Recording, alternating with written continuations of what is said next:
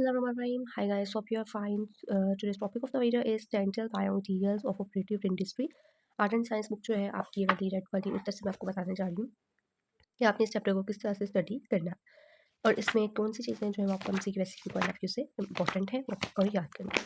इस chapter number 7 है, कुछ चैप्टर जो उनकी मैंने अपलोड कर दी हुई है वीडियो, वो भी आप प्ले लिस्ट पर जाकर देख सकते हैं। जो टॉपिक लिख के उसको बायोमेडिकल स्टफ एच सर्च करके यूट्यूब पर भी आप वीडियो जो है वो देख सकते हैं।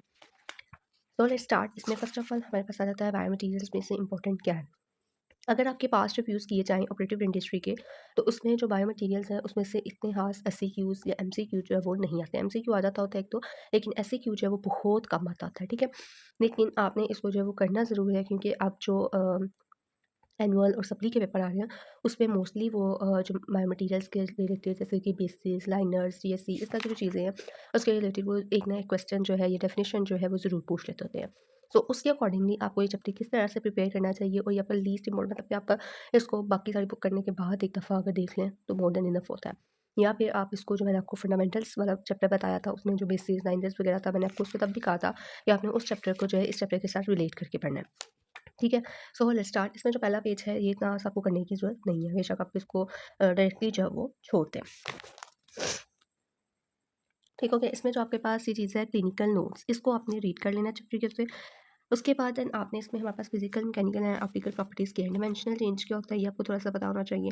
उसके बाद थर्मल कोएफिशिएंट ऑफ एक्सपेंशन, यानी कि जो आपने डेंटल मटीरियल्स में सेकंड ईयर में की हुई थी चीज़ें, वही चीज़ें हैं, सिर्फ इनको आपने इनकी डेफिनिशंस जो है वो पता होनी चाहिए। थर्मल कोएफिशिएंट ऑफ एक्सपेंशन क्या है, डायमेंशनल रेंज क्या होता है, थर्मल कंडक्टिविटी क्या होता है, ये चीज़ आपको पता होनी चाहिए। क्रीप क्या है, क्रीप जो है वो आपको ज़्यादा पता हो इसमें, क्योंकि अमेलगम के रिलेटेड क्रीप जो है उसको पूछा जाता है एससीक्यू में।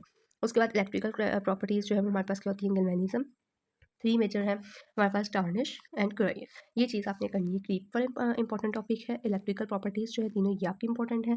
उसके बाद सॉल्युबिलिटी जो है, इसको सिर्फ आप एक रीड आउट दे दें तो काफ़ी है।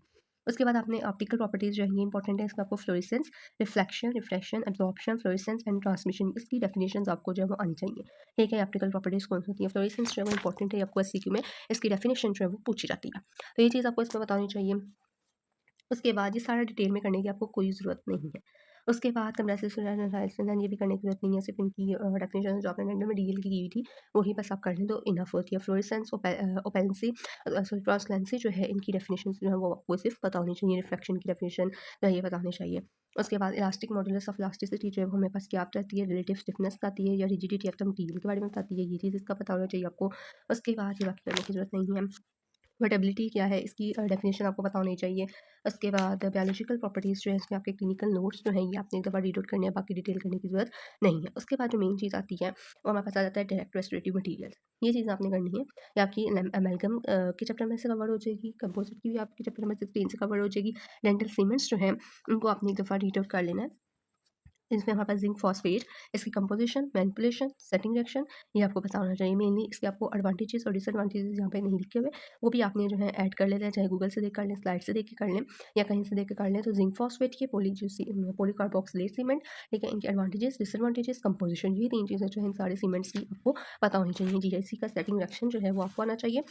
उसके बाद क्लिनिकल एप्लीकेशंस क्या हैं डेंटल सीमेंट्स की, ये चीज़ आपको जो है वो आनी चाहिए। उसके बाद objectives of the pulp protection, ये बहुत इंपॉर्टेंट है। इसको आपने फंडामेंटल्स जो था चैप्टर नंबर 7 है दा, उसके में भी लिखा हुआ है पल्प प्रोटेक्शन, तो उसके से आपने इसको रिलेट करके करना है। ये क्लिनिकल नोट जो है वो इसका ज़रूरी याद रखना है आपने, ताकि आपके एमसीक्यू कवर हो जाए। और ऑब्जेक्टिव्स क्या होते हैं पल्प प्रोटेक्शन, ये चीज़ आपको पता होनी चाहिए कि ceiling of the smear layer क्या होती है, ये आपको पता होना चाहिए। इसकी डेफिनेशन यहाँ पे लिखी हुई है, ये आपने याद कर लेनी है। उसके बाद ये जो हमारे पास चैप्टर नंबर आता है हमारे पास आगे, एडहेजन वाला, इनामल एडहेजन, उसमें स्मीयर लेयर है, उसे भी आपने देख लेनी है। थर्मल इंसुलेशन, इसमें ये जो हमारे पास डेंटीन की एमएम है, ये पता होनी चाहिए। पल्पल मेडिकेशन कौन सी है, ये आपको पता होना चाहिए। उसके बाद मैकेनिकल प्रोटेक्शन जो है उसकी किस तरह से करते हैं, तो ये आपका ऑब्जेक्टिव ऑफ पल्प प्रोटेक्शन जो है, इसमें से कोई एक यूक्यू आपको पूछा जा सकता है। तो ये वाला आपने कोशिश करनी है कि टॉपिक जो है वो अच्छे तरीके से प्रिपेयर कर लेना है, objectives of the pulp protection. उसके बाद बेसिस और लाइनर्स बहुत इंपॉर्टेंट है, मैंने पहले भी आपको बताया था। तो ये लाइनर्स का आपको सारा पता होना चाहिए, इसकी क्लासिफिकेशन, लाइनर्स की, कैविटी लाइनर्स की, कैल्शियम हाइड्रोक्साइड, मेडाइकल वगैरह जो हम यूज़ करते हैं, आरएमजीआई आ जाता है हमारे पास। बेसिस जो है, इसकी डेफिनेशन, टाइप्स ऑफ बेसिस हमारे पास कौन कौन सी हैं, ये आपको चीज़ पता होनी चाहिए। क्लिनिकल नोट आपने तैयार रखना है। उसके बाद ये चीज़ जो है वो इंपॉर्टेंट है इसमें, ये क्लिनिकल कंसंट्रेशंस जो है हमारे पास क्या होती हैं, रिमेनिंग डेंटिन थिकनेस, ये इंपॉर्टेंट आपको, ये आपको एमसीक्यूज़ में से जो है वो ज़रूर आना है। तो ये चीज़ आपको पता होना चाहिए कि शैलो प्रिपरेशन में कितनी थिकनेस है, मॉडरेट डीपली में, वेरी डीपली में। और इसमें हम लोग क्या करते हैं, इसमें जब अमेलगम रेस्टोरेशन करनी है तो उसमें हमारे पास क्या चीज़ चाहिए होगी, कंपोस्ट रेस्टोरेशन में हमारे पास क्या चीज़ चाहिए होगी, किस तरह से हम इसको ट्रीट कर सकते हैं।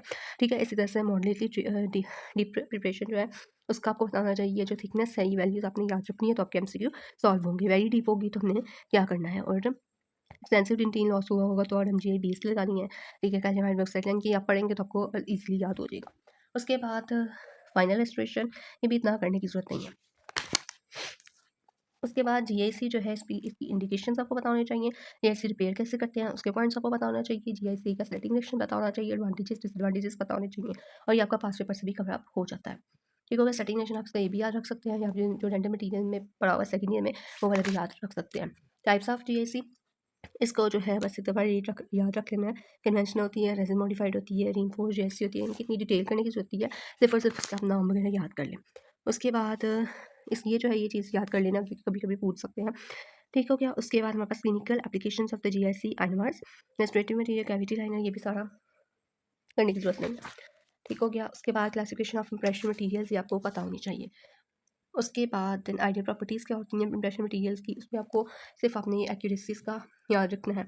यानी कि इसके जो क्या है हेडिंग्स हैं, वो चीज़ें आपने इसकी मेनली याद रखनी है in the ideal properties of the impression materials में। डिटेल करने की ज़रूरत नहीं है, जैसे आपने डेंटल मटीरियल में किया था सेम सबसे मेन चीज़ें जो इसकी याद रख लेनी है, कि अगर कभी इसमें से कोई एमसीक्यू आ जाए तो आपको मेन यही चीज़ पूछी जाएगी, ज़्यादा डिटेल से नहीं पूछा जाएगा। उसके बाद ये आइडियल प्रॉपर्टीज़ भी आप इसकी याद रख सकते हैं। उसके बाद हमारे पास आ जाता है principles of the impression manipulation, ये नहीं करना आपने, ये भी नहीं करना। मल्टी वाश इंप्रेशन टेक्निक में भी वही सारा आपका मतलब कि डेंटल मटीरियल वाला ही लिखा हुआ है, तो उसको आपको करने की ज़रूरत नहीं है। सिर्फ आपने कोशिश करनी है कि इस चैप्टर पे के क्लिनिकल नोट्स जो है वो एक दफ़ा कर लेना, ताकि कोई आपको अगर एमसीक्यू आए तो आप कर सकें। उसके बाद डिटेल में नहीं पूछा जाएगा, मेन चीज़ें जो वही जो हमारे पास क्लासिफिकेशन पूछी जा सकती है, advantages disadvantages, composition, setting reaction भी जीआईसी का ज़्यादातर पूछा जा सकता है, और क्लासिफिकेशन इंप्रेशन मटीरियल की पूछी जा सकती है। और जीआईसी का एडवांटेजेस, सीमेंट्स के एडवांटेजेस, डिसएडवांटेजेस, कंपोजिशन जो है ये पूछी जाएंगी। उसके बाद हमारे पास इन्वेस्टमेंट आ जाता है। इन्वेस्टमेंट की कौन सी टाइप्स हैं ये आपको पता होनी चाहिए। श्रिंकेज वाला ये आपको पता होना चाहिए। ठीक हो गया। ये आप एक दफ़ा इन्वेस्टमेंट में फुलफिल कर लेना, लेकिन ये अभी तक जो पेपर में आया नहीं, लेकिन अगर आपके कॉलेज में टेस्ट है तो उसमें आपके लिए हेल्पफुल हो सकता है, लेकिन सारा करने की ज़रूरत नहीं है। वही बात दोबारा से, इससे भी क्लिनिकल नोट्स आपने करने हैं। उसके बाद ये वाला टेबल जो है ये आपने ज़रूर प्रिपेयर कर लेना। ठीक हो गया। उसके बाद गोल्ड लाइस जो है इसकी भी आपको advantages, disadvantages, uses, composition, types पता होनी चाहिए। ये देखिए, ये जो इसकी टाइप्स लिखी हुई हैं ये आपने ज़रूर देख लेनी है। ठीक हो गया। ये वाली types, type 1, type 2, type 3, type 4, gold लाइस यहाँ तक। और उसके बाद पोर्सिन मॉर्निंग लॉइस, ये भी करने की ज़रूरत नहीं है, लेकिन जिसकी जो 4 मेजर अल्ट्रेशंस हैं ये वाली इनको आपने रीड आउट कर लेना है। ठीक है, इसकी हेडिंग्स भी बस याद रख लेना। उसके बाद देन ये क्लासिफिकेशन का टेबल आपने ज़रूर करना है, ये वाला नहीं करना। ठीक है, बस ये वाला करना है। उसके बाद इसकी कंपोजिशन जो है हाई नोबल, ये एक दफ़ा कर लेना, लेकिन इतना याद करने की ज़रूरत नहीं है सारे में। उसके बाद इसमें से ये वाला जो है ना, major ceramic systems use in the restorative dentistry, ये वाला आपने इसके नाम जो याद कर लेने। ठीक है, ये आपको वैसे क्रोनर ब्रिज जो है वहाँ पर कवर अप करेगा। उसके बाद देन इसके भी जो आपके पास ये क्लिनिकल नोट्स हैं इसको ये सिर्फ एक दफ़ा देख लेना।